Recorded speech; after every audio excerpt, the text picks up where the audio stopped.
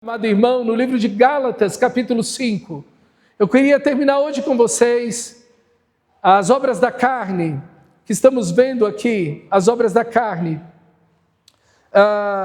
Gálatas, capítulo 5, eu queria que você abrisse no versículo 1, olha lá o versículo 1, só para você lembrar desse texto.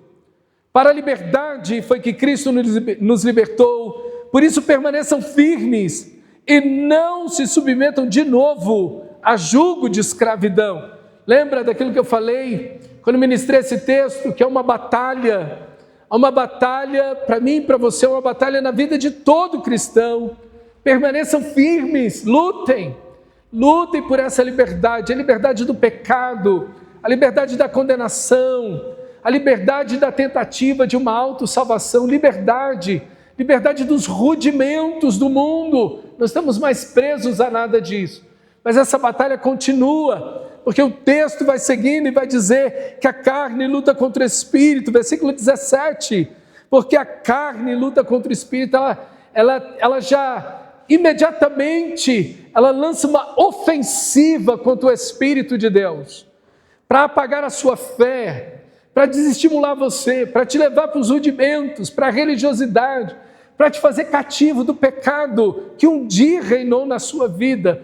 E cada um de nós tínhamos um pecado, um grupo de pecados, nos quais éramos mais suscetíveis, mais fracos, e que ali estava a nossa fraqueza.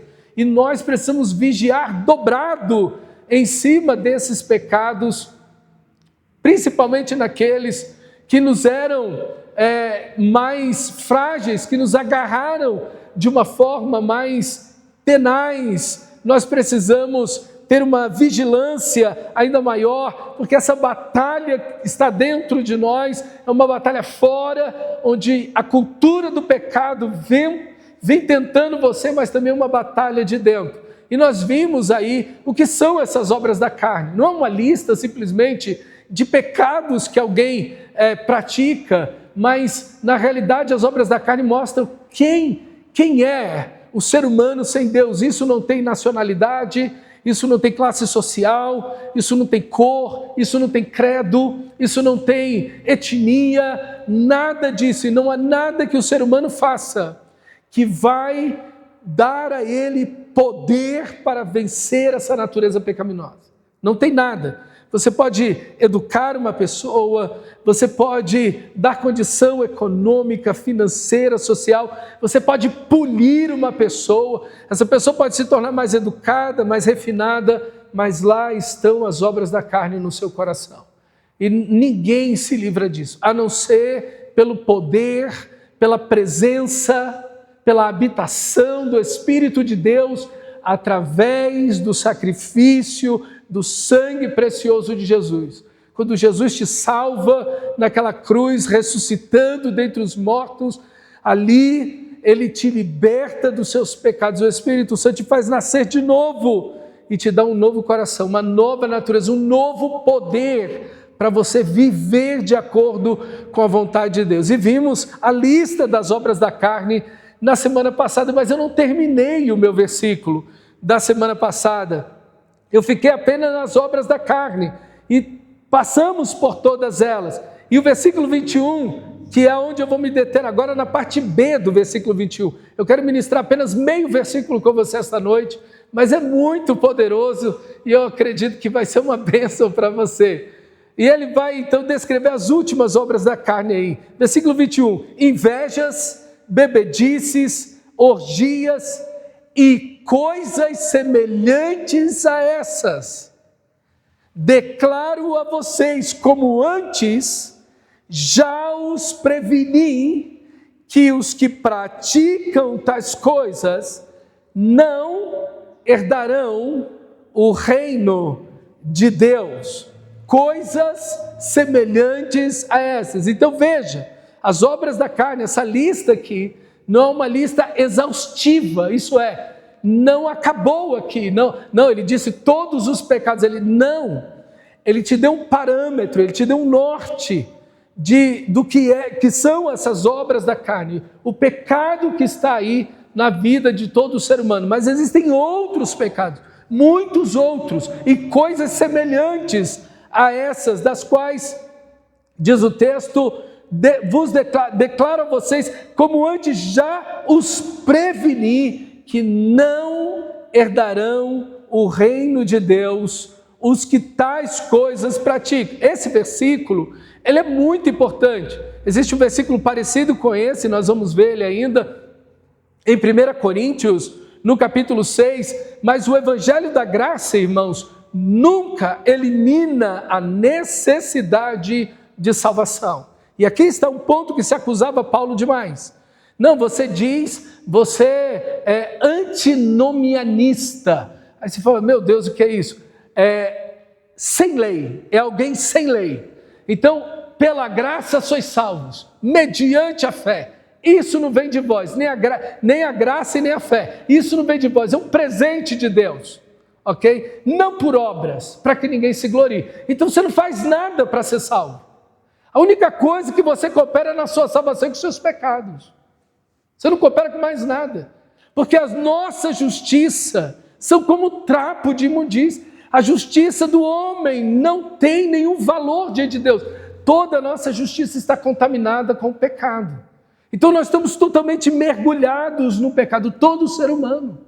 Todo ser humano está mergulhado no pecado. E o salário do pecado é a morte. Você não tira a luz das trevas. Você não tira a vida da morte. Então, por mais que o ser humano tenha atos bondosos, caridosos, amorosos, gentis, que o ser humano possa fazer, tudo na sua vida está contaminado com o pecado, inclusive os atos de bondade. Então, a justiça do ser humano não pode salvar, porque se a justiça puder salvar o ser humano, as boas obras puder salvar o ser humano, como diz Paulo no próprio livro de Gálatas, no final do capítulo 2, Cristo morreu em vão. Se a religiosidade salva, se as boas obras salvam, se um bom caráter salva, se idade salva, para que Jesus morreu? Então Jesus morre inutilmente, diz Paulo. Cristo morreu em vão, porque a gente pode se salvar de alguma maneira. Não há salvação, diz Pedro, em nenhum outro. Debaixo do céu, não existe nome dado entre os homens que pode salvar. Então, meus irmãos, essa doutrina de solos Christus, somente Cristo, sola gratia, isso é só a graça de Deus, só Cristo, somente a fé é a salvação em Cristo, somente a Escritura Sagrada, somente Deus, a Deus a glória. Esses 5 solas mostram como a salvação acontece. A glória não é nossa, é de Deus. A salvação é por Cristo, somente. Não há nenhum intermediário, somente Cristo. Só pela fé em Cristo Jesus. Então, aqui o que temos é a acusação contra Paulo. As pessoas acusavam Paulo e diziam o quê? Ah, você então está dizendo, como Paulo vai dizer em capítulo 6 do livro de Romanos, nós vamos pecar porque a graça vai... Aonde abundou o pecado, onde o pecado abundou, transbordou a graça. Então vamos pecar para que a graça continue abundando? De jeito nenhum. Como nós vamos viver no pecado, nós que por pecado morremos. Então entra a santificação. O capítulo 5 de Romanos, você é salvo. O capítulo 6 é o capítulo da santificação. Um segue o outro. Sem santificação, ninguém jamais verá o Senhor. Então, a evidência da salvação é a santificação. Aqui está o chamado. Então não se separa o evangelho da graça do evangelho da santificação. O evangelho que salva é o evangelho que transforma a nossa vida, que nos mantém num estado de santificação. Então Paulo não está ensinando salvação pelas obras, mas afirmando que uma vida dominada pelo pecado revela a ausência da nova vida em Cristo. Uma vida sujeita, controlada pelo pecado, revela a ausência da nova vida em Cristo. Então veja a ênfase aí na palavra praticar. O verbo praticar, ele descreve um estilo de vida, não uma queda ocasional. E aqui a gente tem que fazer a diferença. É que o cristão, ele tem pecado.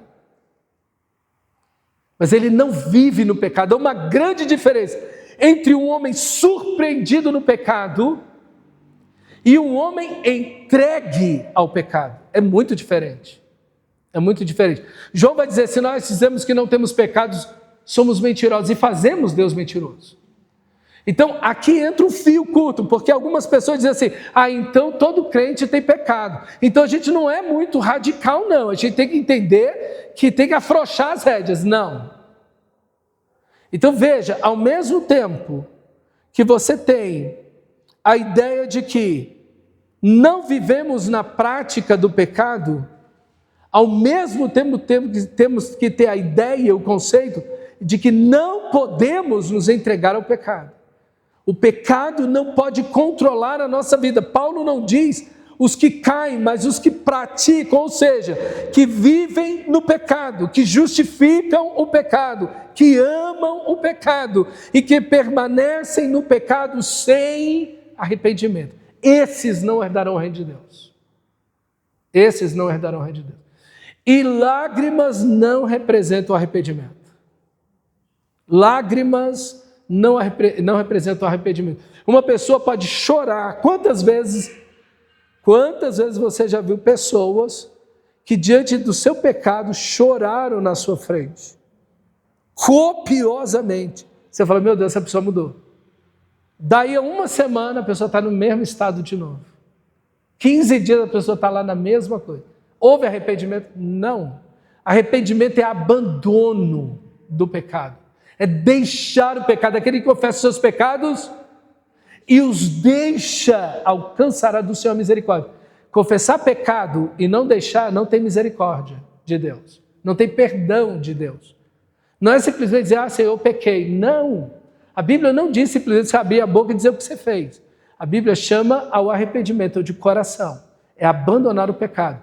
Esse alcança do Senhor a misericórdia. Então, uma diferença muito grande. Não lá em cima da hora, no último momento, teve aquele acidente de avião lá em Congonhas, há uns anos atrás, e as pessoas, eu lembro que alguém chegou e falou para mim, na última hora a pessoa fala assim, ai meu Deus, me perdoa. Então ela está salva, né? Eu falei, não. Não, isso não é a conversão.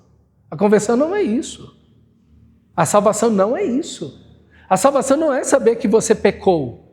Que ideia doida é essa dessa gente? A salvação não é saber que você pecou. Os demônios sabem dos seus pecados e não estão salvos. Não é simplesmente saber que você pecou. Não lá em cima da última hora. Fala Jesus, Jesus. Não, está salvo. Não. Aonde você viu isso? Na Bíblia, abre a Bíblia e me mostra uma situação dessa. Isso não existe, irmãos. A salvação é muito mais do que isso. A salvação é um novo nascimento, é a mudança do coração. Por isso que a gente nunca pode deixar as coisas para a última hora. Essa ideia que foi implantada nos nossos corações, isso é um engano. Eu quero dizer para você que isso é uma mentira. Isso não é bíblico. Isso não é bíblico. Isso é mais católico do que qualquer outra coisa. É que a pessoa está lá no leito de morte, então vai dar extremunção à pessoa. É mais ou menos a mesma coisa. Isso não é salvação. Isso não é salvação. Prega o Evangelho, irmão amado. Prega o Evangelho. Porque as pessoas não são salvas assim. Não é isso que é salvação. Confessa aqui agora. Falta 10 segundos para você morrer. Confessa, rápido. Aceita agora. Aonde você vê isso na Bíblia? Isso não existe. Pregue o Evangelho. Chame ao arrependimento. A palavra de Deus, a primeira palavra do Evangelho é arrependei-vos. Então, amado irmão, veja, precisa haver arrependimento. John Owen vai dizer, o pecado que habita no crente luta para viver. O pecado que habita no crente.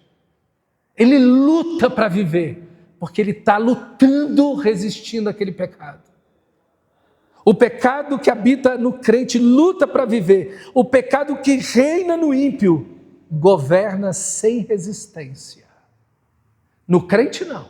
No crente a luta, a batalha. Ele não cede, ele está lá lutando contra aquele pecado. Ele ora, ele chora, ele jejua. ele lê as Escrituras, ele clama a Deus, ele luta, uma luta dentro dele. Aí tem salvação.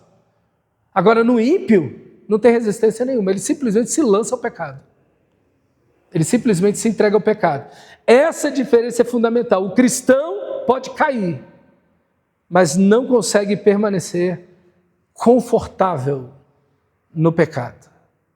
Isso é uma distinção fundamental. Aonde você não vê luta contra o pecado, pode ter certeza, ali não há salvação. Às vezes uma pessoa luta contra um mau hábito. Ah não, eu estou lutando contra um vício, eu estou lutando contra alguma coisa. Isso é uma coisa. E não há conversão aí. Porque o ser humano pode lutar contra essas coisas. Mas a verdadeira conversão está aí, em que há uma batalha interna e uma vida de vitória sobre o pecado. Quando você vê uma pessoa que se diz um cristão e ele não consegue viver uma vida de vitória sobre o pecado, está sempre caindo, sempre caindo, sempre caindo, sempre caindo, duvide da salvação dessa pessoa. Duvide. Essa pessoa não foi salva. Porque o pecado, diz Paulo em Romanos 6, não terá controle, domínio sobre vós. Não reina mais o pecado no vosso corpo mortal. Não somos devedores à carne, como se estivéssemos obrigados a viver segundo a carne, Romanos capítulo 8. Porque se viveis segundo a carne, está vendo? Viveis segundo a carne, morrereis. Mas se pelo Espírito de Deus, vocês fazem morrer essa natureza pecaminosa, vocês vivem. Porque o cristão tem um poder sobrenatural para viver a vontade de Deus. Esse poder é dado pelo Espírito Santo. Mas recebereis poder ao descer sobre vós o Espírito Santo. É desse poder que o texto está falando. É poder para testemunhar, é poder para uma vida transformada. Não é poder para ficar gritando na igreja, rolando no chão, não. É poder para viver uma vida cheia da glória de Deus. O maior perigo não é pecar, mas fazer as pazes com o pecado. Thomas Watson vai dizer, o pecado que mais destrói não é aquele que mais escandaliza, mas aquele que deixou de entristecer o pecador. Quando você já não sente mais tristeza pelo pecado, esse é o pior pecado que pode existir. Enquanto Davi chorava, Pedro chorava, o filho pródigo voltou, Judas permaneceu como estava. O coração regenerado não consegue transformar o pecado em residência. O coração regenerado não consegue transformar o pecado na sua casa em uma residência. Pode transformá-lo em um campo de batalha, mas nunca num lar. É isso, tá vendo? É um campo de batalha, nunca um lar. O pecado revela quem governa o coração. Jonathan Edwards, ele vai falar o seguinte, a vida revela o objetivo supremo do amor. Assim, se alguém vive continuamente na impureza, na inveja, na idolatria, na embriaguez e na divisão, não está apenas cometendo determinados pecados, está revelando quem ocupa o trono do seu coração, quem de fato você ama. Então, o pecado revela quem governa a minha vida. Quem governa, quem está no controle da minha vida. O coração sempre segue aquilo que considera seu maior bem. Por isso, Gálatas não é apenas uma lista moral de bons comportamentos que você deve ou não deve ter, mas um diagnóstico espiritual. Se Cristo é o Senhor da sua vida, ou se as trevas governam o seu coração. Meus irmãos, que a gente possa viver como Cristo deseja. Amém? O reino, olha aí, é herança, não salário. Olha a palavra aí. Veja, vimos primeira palavra. A primeira palavra que nós vimos foi a... Não, perdão. Como vos declaro a vocês, como outra aula já vos preveni, que os que praticam tais coisas. Vimos a palavra praticar. Agora vamos falar da palavra herdarão aqui. Os filhos recebem herança, os escravos não. Então preste atenção, aqui ele está falando de herdar o reino dos céus. Lembra aquele jovem rico que chegou para Jesus e disse assim: Senhor, o que eu farei para herdar a vida eterna? Aquele texto é muito mal compreendido. Por quê, irmãos? Porque que pecador pode herdar o reino de Deus? Nenhum. Nenhum pecador pode herdar o reino de Deus. O reino de Deus é para quem é filho de Deus. E como alguém pode ser filho de Deus? A saber, os que creem em seu nome. Então o que Jesus faz? Jesus vai mudar o que está na cabeça daquele rapaz. Você conhece os mandamentos, está vendo? Jesus mostra a salvação pelas obras para ele. Jesus vai... É como pescar. Jesus deu linha ao peixe. O peixe pegou a isca e ele deixou a linha correr. Tum, a linha correu. Conhece os mandamentos? Não matarás, não adulterarás, não furtarás, não dirás falsos testemunhos. Tudo isso eu tenho feito desde a minha juventude. O que me falta? Aí Jesus vai no ponto da idolatria dele. Não terás outros deuses diante de mim, não farás para ti imagem de escultura nem semelhança alguma, do que em cima no céu, na terra, debaixo da terra, nas águas. Não se prostrarás, não as adorarás. Vai, vende tudo que tens e dá aos pobres, e terás um tesouro no céu, depois vem e me segue. Aí ele entendeu, eu caí no primeiro mandamento. E ele saiu dali triste, porque possuía. E aí Jesus fala aquele ditado tremendo. É mais fácil um camelo passar na agulha, no fundo da agulha de coser, de costurar. É mais fácil o camelo passar na agulha, no fundo da agulha, do que um rico, do que aquele que confia nas riquezas, entrar no reino dos céus. E ninguém precisa ser avarento para ser avarento e ser rico, não. O pobre é avarento. Não é a pobreza ou a riqueza que determina alguém que é avarento, não. Avarento é alguém que sempre quer mais. Não cansa do dinheiro, quer mais, quer mais, quer mais. É alguém que está insatisfeito com o que tem. Isso é avareza. Avareza é a compulsão, é o desejo por mais. Jesus disse, é mais fácil um camelo passar no fundo de uma agulha. Então veja, irmãos, ele perguntou, Senhor, o que eu vou fazer para herdar o reino de Deus? Jesus está dizendo, não tem como você herdar o reino. Você é um pecador. Jesus, a única saída que Jesus dá para ele é, abandona a tua idolatria e vem me seguir. Se converte. Abandona os teus ídolos, o teu dinheiro e vem me seguir. É o único jeito. Então veja, os que tais coisas praticam não herdarão o reino de Deus. Como alguém pode herdar o reino de Deus? Apenas sendo salvo em Cristo Jesus. Ninguém herda o reino de Deus porque é religioso, bom caráter e todas essas coisas. Ninguém herda o reino de Deus por isso. A gente só pode se herdar o reino de Deus a partir do momento que nós nos tornamos filhos de Deus. E ninguém se torna filho de Deus pela religiosidade. Os judeus não são filhos de Deus. Os brasileiros não são filhos de Deus, os argentinos, seja lá qual país for, só tem um jeito da gente ser filho de Deus. Todos somos criaturas de Deus. Filho de Deus, a saber, deu-lhes o poder, deu-lhes o poder. O poder não é nosso, não é nossa decisão.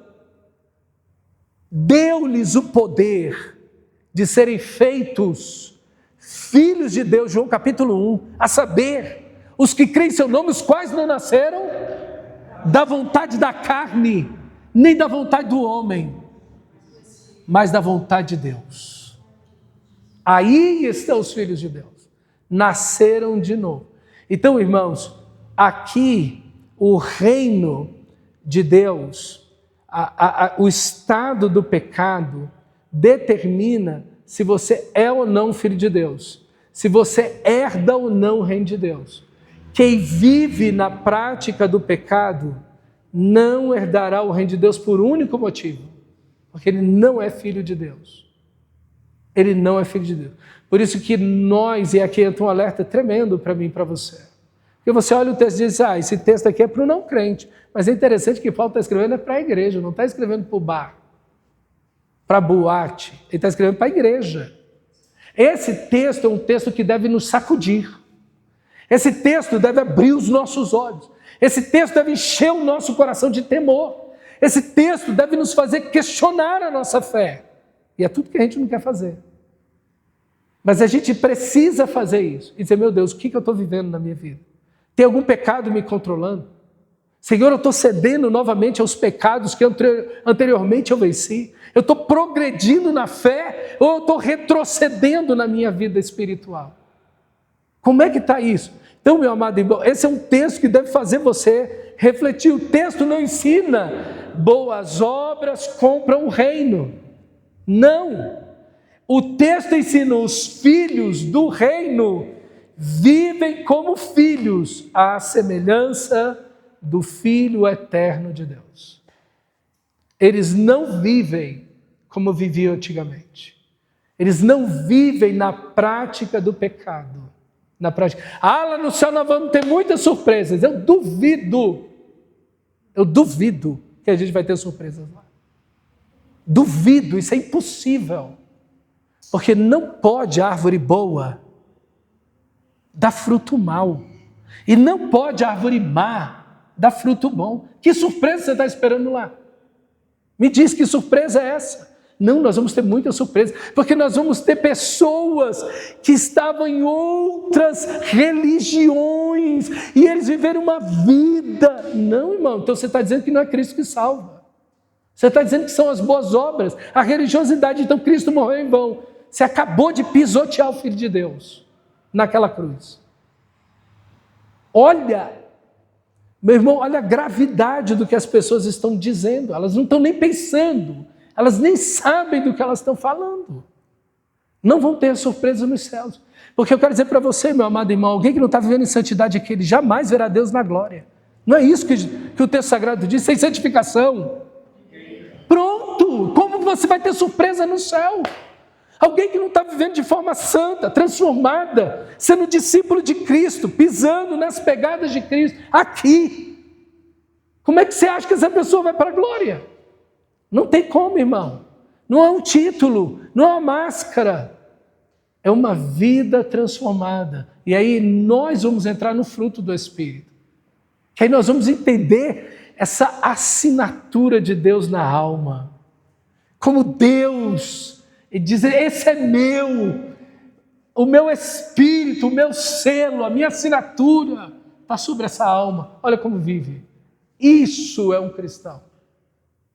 Isso é o Evangelho, irmãos. Isso é o Evangelho. A vida presente antecipa a eternidade. O céu começa no dia que você foi salvo. O céu começou no dia da sua conversão. Mas também... o inferno começou no dia que você pecou, pela primeira vez. Por isso que as pessoas vivem uma antecipação da eternidade aqui. Seja para a glória de Deus, ou seja para a destruição eterna. As pessoas já estão vivendo aqui. Já estão vivendo aqui. Ou o céu, ou o inferno. Cada uma dentro de uma medida. Mas todos já estamos vivendo algo assim. Aqui. Agora, quem ama continuamente a mentira, a impureza, o orgulho, a rebelião, já começou a experimentar o reino das trevas. Por outro lado, quem ama Cristo, ama a santidade e ama a verdade, esse já experimenta antecipadamente a vida eterna. Assim, nós já estamos na vida eterna. Nós não estamos esperando morrer para entrar na vida eterna. A vida eterna é agora, é aqui, é Cristo em nós. Isso é a vida eterna. Assim também a destruição já é agora. Por isso que você vê esse mundo quebrado como a gente está vendo. Então, as obras da carne já mostram uma antecipação do que está acontecendo, do que será a eternidade para essas pessoas. A lista revela a árvore. Essa lista que nós estamos das obras da carne, ela revela uma árvore.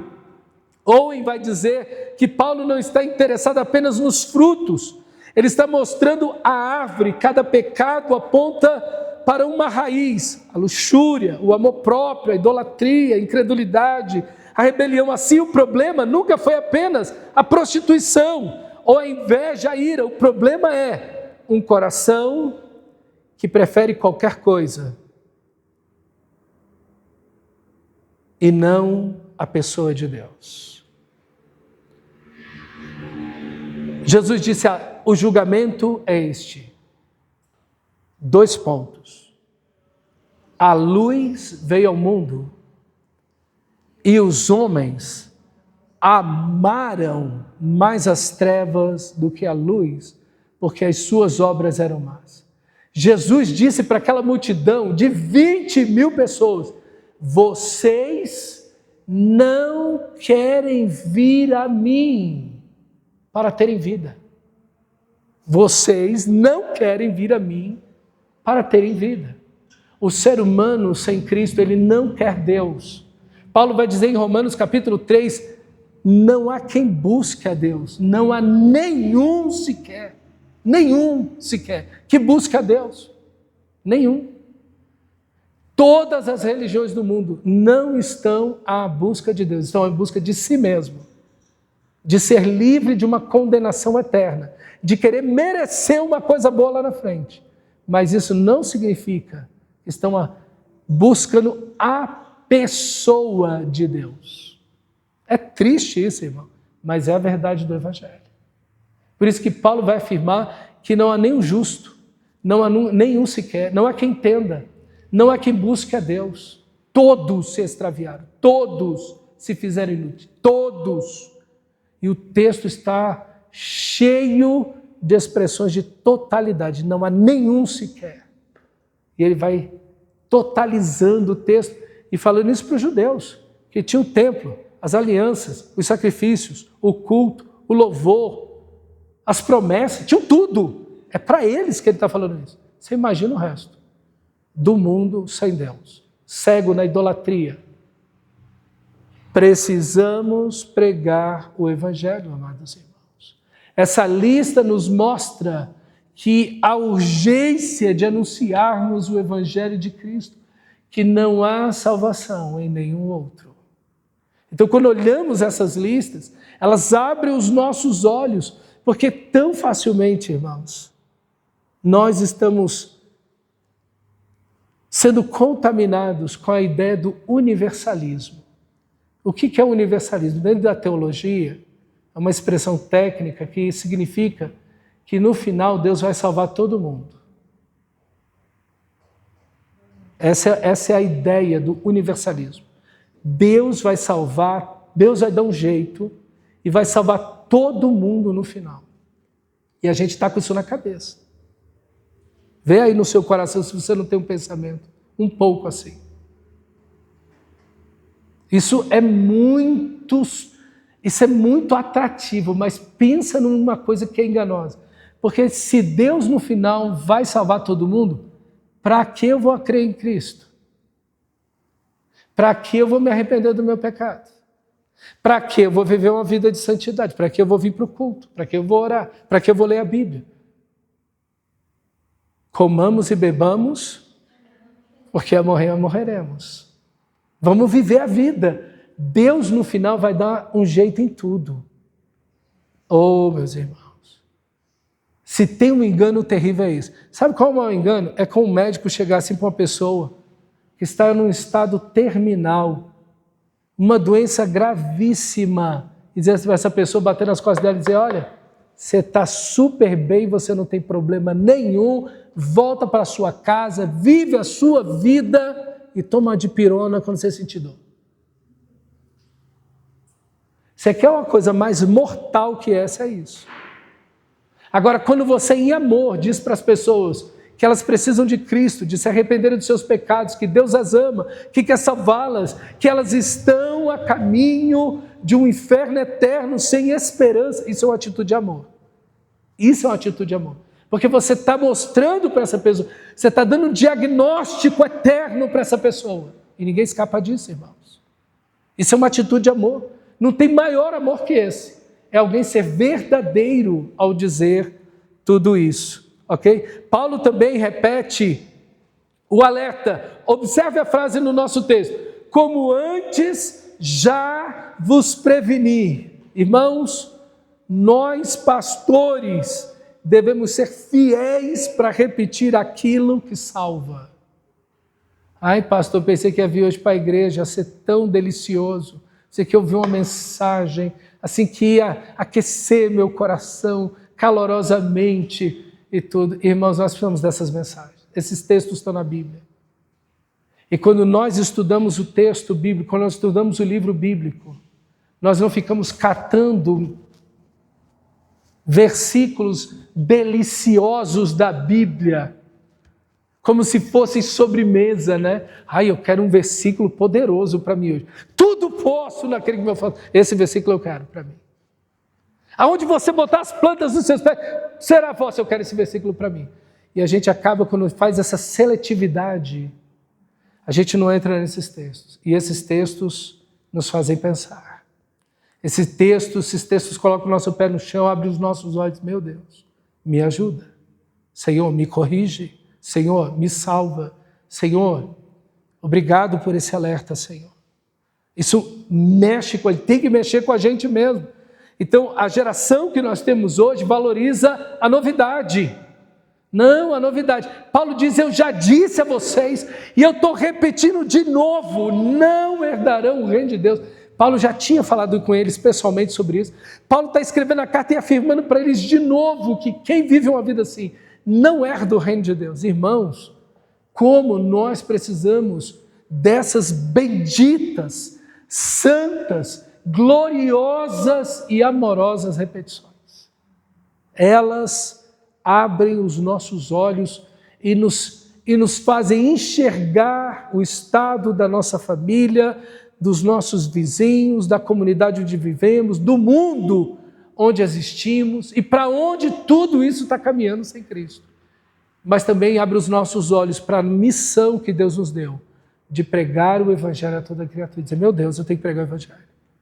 Se eu não pregar o Evangelho, as pessoas vão perecer sem Cristo. E eu preciso pregar o Evangelho. Deus me usa no meu trabalho, onde eu estiver, para a tua glória e teu louvor. O inferno começa pelo amor errado, diz Jonathan Edwards. Quando ele fala o inferno não é apenas um lugar, é uma consumação de um coração que nunca quis Deus. Então, quem ama eternamente o pecado receberá uma eternidade sem Deus.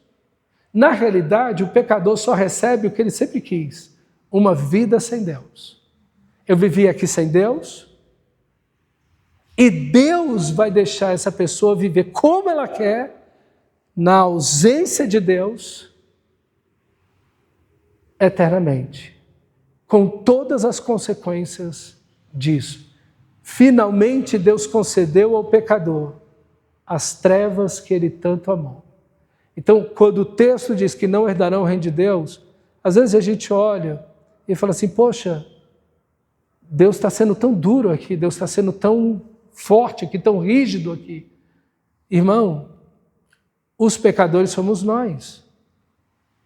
Os pecadores somos nós. Deus é santo, Deus é justo. Deus nunca quis o pecado na sua vida. Deus sempre trabalhou para que o pecado fosse retirado da minha vida e desta humanidade. A escolha diária do pecado é nossa. O amor que se inclina ao pecado é nosso.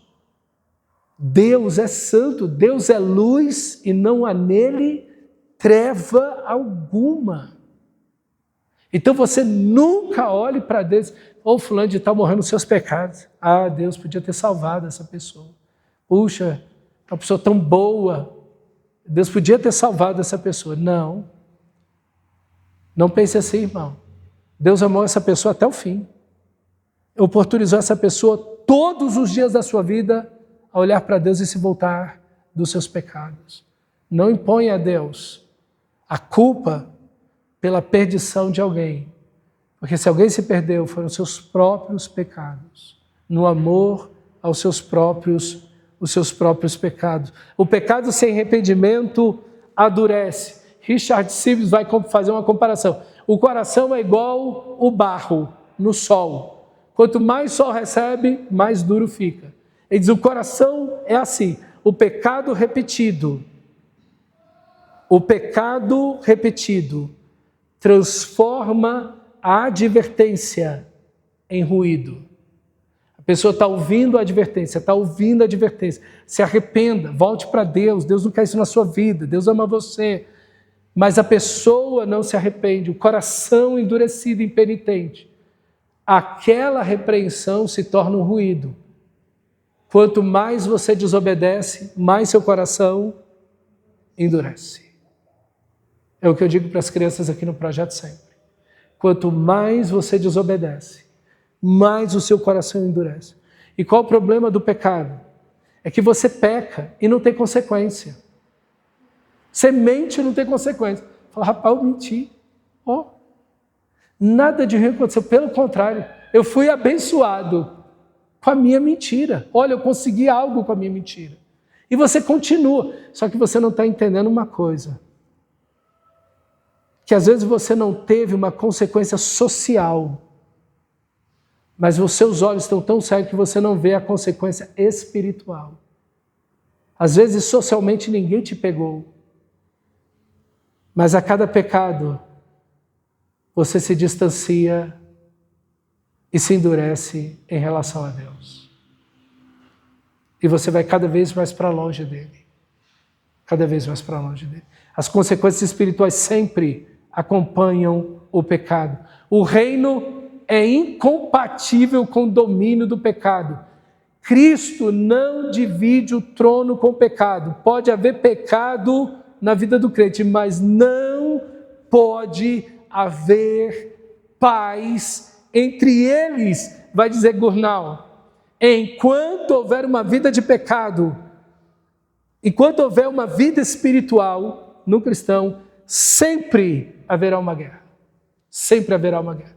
Se há uma vida espiritual, se o Espírito de Deus habita aí, vai ter uma batalha sempre. A guerra está traçada. Nunca vai ter paz entre você e o pecado, jamais. Vai ser uma luta, todo dia, aquela batalha santa, maravilhosa, e você vai vencer, pelo poder do Espírito Santo. O pecado é mais enganoso do que parece. Jeremias Burrow vai dizer o seguinte, todo pecado promete liberdade, mas entrega escravidão. Promete alegria, mas entrega vazio. Promete autonomia, mas entrega condenação. Nenhum pecado mantém a promessa que faz. E aqui você tem que lembrar disso, principalmente quando você é tentado. Porque quando você é tentado, o que a tentação e o tentador dizem para você? Você vai ser feliz. Você vai ser feliz. Finalmente você vai ser feliz e satisfeito nesse pecado. Esse pecado vai realizar você. Esse pecado vai realizar você. Peca. Ele vai te dar tudo que você sempre sonhou na sua vida. Esse sonho que você tem na sua vida. Esse desejo, esse anelo que você tem na sua vida. O diabo diz, eu vou te dar. Mas o pecado nunca entrega o que promete. Ele entrega destruição. Então nunca ceda ao pecado. Nunca. Lembra? A gente combate o pecado na raiz. O primeiro movimento do pecado deve ser combatido. E qual o primeiro movimento do pecado? O sentimento. O pensamento. O coração. O maior milagre não é evitar o inferno. Owen vai dizer o seguinte, o maior milagre da graça não é apenas escapar da condenação eterna, é Deus mudar aquilo que nós amávamos. Antes amávamos o pecado, agora passamos a amar a Cristo. Esse é o maior milagre. As pessoas acham que o evangelho é assim, como eu posso não ir para o inferno? As pessoas acham que o evangelho é isso. Não é, o evangelho não é isso. O evangelho não é o caminho para evitar o inferno. Isso não é o Evangelho. Cristo não morreu na cruz para você não ir para o inferno. Isso não é o Evangelho. Não é verdade, não é a essência do Evangelho. A essência do Evangelho é que Cristo morreu na cruz para você orar. Pai nosso que estás nos céus. Isso é o Evangelho. É que quando Cristo morre, você é adotado como filho. Comunhão, relacionamento. Como disse Jesus para a igreja de Éfeso no devocional dessa manhã. Ao vencedor, dar-lhe-ei de comer da árvore da vida que está lá no paraíso. Você vai voltar para o paraíso. Isso é o Evangelho. O Evangelho não é, eu não vou para o inferno, não, eu estou indo para Deus. Eu ando com Deus, eu caminho com Ele, eu amo ao Senhor, eu amo a sua santidade, eu amo a sua presença, eu amo a sua palavra, eu amo a oração, eu amo adorar o seu nome, eu amo servi-lo. O meu prazer está na lei do Senhor e na sua lei eu medito. Isso é o Evangelho. Isso é o Evangelho. O Evangelho não é, olha, você está indo para a destruição, então sai daí. Não, isso não é o Evangelho. O Evangelho é relacionamento, é comunhão com Deus. É que antes você amava o pecado e agora você ama a Deus. Isso é o Evangelho. O coração mudou, é outro coração. Dá-vos em novo coração, para que guardem a minha palavra, Ezequiel. Isso é o Evangelho. Isso é o novo nascimento. Essa é a verdadeira regeneração. Olha aí, vou ler para você, 1 Coríntios capítulo 6, versículo 8 ao 10, se quiser abrir. 1 Coríntios capítulo 6, 8 a 10, diz assim: mas vocês mesmos cometem injustiça e causam prejuízo, isso aos próprios irmãos. Ou vocês não sabem que os injustos não herdarão o reino de Deus? Não se enganem, nem imorais, nem idólatras, nem adúlteros, nem efeminados, nem homossexuais, nem ladrões, nem avarentos, nem bêbados, nem maldizentes, nem roubadores herdarão o reino de Deus. Estou lendo na Nova Almeida atualizada, a versão Nova Almeida atualizada. É interessante porque antes de falar de efeminados e homossexuais, fala de adúlteros. A gente vive uma doideira no Brasil, onde os evangélicos, de um modo geral, estão, em grande parte, dispostos a dizer que os homossexuais não herdarão o reino de Deus. Enquanto muitos pastores estão aí vivendo uma vida de adultério, abandonando suas esposas. E as pessoas ficam debaixo dessas pessoas, submetidos a essas pessoas, nessas igrejas, vivendo esse tipo de coisa. A Bíblia diz que os adúlteros não herdarão o reino de Deus.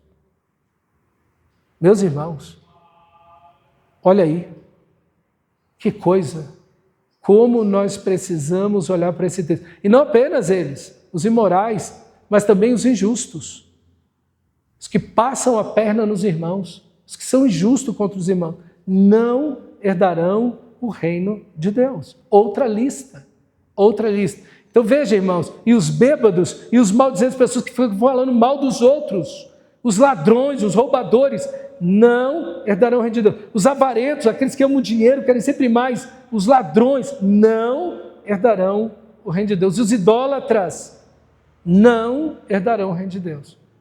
Então, Gálatas capítulo 5, versículo 21, que é o texto que nós estamos lendo, não foi escrito principalmente para satisfazer a curiosidade sobre quem herdará ou não o reino de Deus, mas para revelar o estado do coração humano.